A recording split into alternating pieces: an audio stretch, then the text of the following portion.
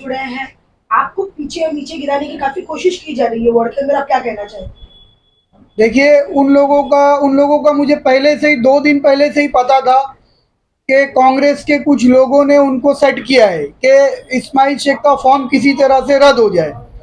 मुझे पहले ही पता था, मगर मुझे वो एक तरीके से वो इलेक्शन हार चुके, वो इस तरीके से कोशिश कर रहे हैं। उन्होंने देखा होगा, आप लोगों ने किसी का विरोध नहीं किया, सिर्फ मेरा विरोध किया उन्होंने, कि अब तो मुझे टिकट तो दिया नहीं। एक तो हमेशा मुझसे कहा गया मिलेगा मिलेगा मिलेगा, और उसके बाद आखिर में मैं कहीं जा नहीं सकूं, इसके लिए मुझे टाइम भी नहीं दिया गया। उसके बाद मुझे टिकट मिल गया ऊपर वाले की दुआ से, अब मेरा टिकट जो है ना, मेरा फॉर्म कैंसिल कराने के पीछे पड़े हुए थे। मगर जो ऊपर वाले की मर्जी होगी वही होगा। एक तरीके से वो लोग इलेक्शन हार चुके, अब वो इस तरीके से लड़ रहे इलेक्शन कि कहीं फॉर्म कैंसिल हो जाए, कहीं और कुछ तकलीफ दी जाए, कैंडिडेट को कहीं बिजी रखा जाए। ये जो है ना, एक तरीके के इनका एक गलत वो है, जो लोगों ने देख लिया है और लोगों ने समझ गया है। लोगों को पता चल गया कि भाई जोगेश्वरी गोरेगांव वाला कैंडिडेट कंफर्म गया। अब ये तरीके से उन्होंने ये तरीका इस्तेमाल किया है।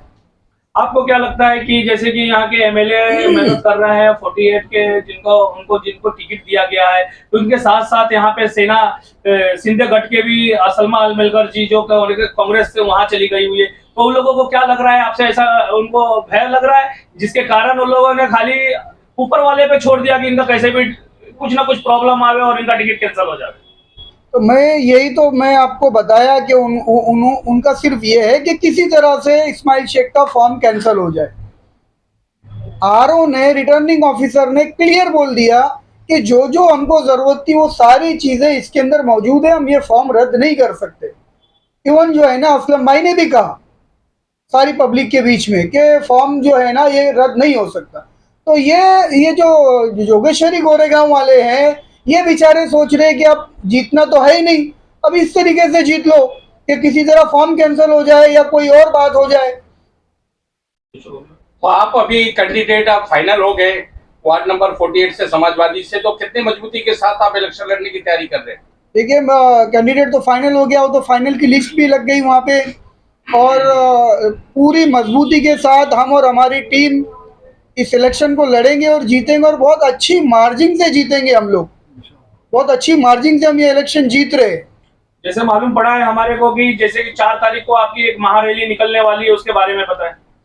देखिए, 4 तारीख को एक हमारी रैली है, और अभी हम 4 तारीख को जो रैली है उसमें महारैली क्या, हम तो इनको तो लोगों को बुलाना पड़ता है, ये कॉल सेंटर बन गए बेचारे।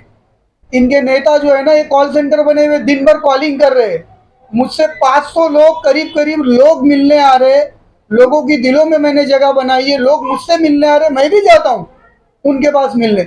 और ये कॉल सेंटर बन चुके, मेरे यहाँ जो भी आएगा इन ये फ़ोन कर दे, इस्माइल किधर गया था कि आ जाए यहाँ पर, इस्माइल किधर गया। अरे इलेक्शन लड़ रहे कि भाई, ये क्या कर रहे हो आप लोगों ने अगर काम किया है, अगर आपके लीडर ने काम किया है, तो आपको ज़रूरत क्या है? इस्माइल किधर गया था, आ जाए यहाँ पर इस्माइल। ये वो कॉल सेंटर बन चुके, वो कैंडिडेट भी बेचारा कैंडिडेट के भाई है, और वो कॉल सेंटर बन के कॉलिंग पे बैठे हुए, वो दिन भर कॉलिंग कर करके लोगों को बुलाते कि इस्माइल किधर ना जाए। अरे आप अपने काम के बारे में बताओ, मैं तो बता रहा हूँ कि मैंने क्या क्या किया है, मैंने कब कब क्या क्या किया, मैंने सारी चीजें बताई है। ऊपर वाले ने मेरे से काम लिया, आप भी बताओ। आप तो थे ही नहीं, पैराशूट से उतर के आप आ गए डायरेक्ट इलेक्शन लड़ने के लिए। आपको कोई गली नहीं मालूम कहाँ जाती, कोई मंदिर, कोई मस्जिद, आपको कुछ नहीं पता कि ये कहाँ कहाँ यहाँ से। पे आपको टोकूंगा, यहाँ की जनता पूछती है कि कहाँ जो भी कैंडिडेट आता है कि आप यहाँ पे लॉकडाउन में आप क्या क्या किया, तो उनके पास तो कुछ नहीं है बोलने के लिए। आपको भी ऐसा लगता है आपने कुछ लॉकडाउन में किया है? तो बताए जनता को यहाँ के। भाई, लॉकडाउन में हमने जो है ना, हमने क्या किया, ऊपर वाले ने हमसे काम लिया। 4 महीने तक करीबन 1,000 आदमी का रोज आना हमारे यहाँ खाना बनता था। जो खाना हम खुद भी खाते थे, मैं भी खाता था वो खाना। 1,000 आदमी का खाना बनता था। कई लोगों को हमने जो है ना राशन के किट वगैरह दिए, और कंटिन्यू 4 महीना तक ये सिलसिला चलता रहा। आपका यूट्यूब के ऊपर, आप फेसबुक के ऊपर आपने देखा ही होगा हमने क्या काम किया है। तो वो बोलने की ज़रूरत नहीं है कोरोना के टाइम में हमने क्या किया, और किसी ने क्या किया वो बताइए।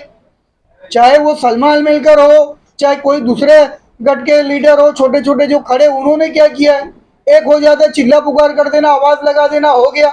भाई अहम तो ये है कि माल खर्च करके बताओ, माल जो अल्लाह ने दिया है आपको, वो कौम के ऊपर, हमारे हिंदू भाई, हमारे मुस्लिम भाई, हमारे क्रिश्चियन भाई, इन लोगों के ऊपर पैसा लगा के बताओ, उसको बोली जाती है राजनीति।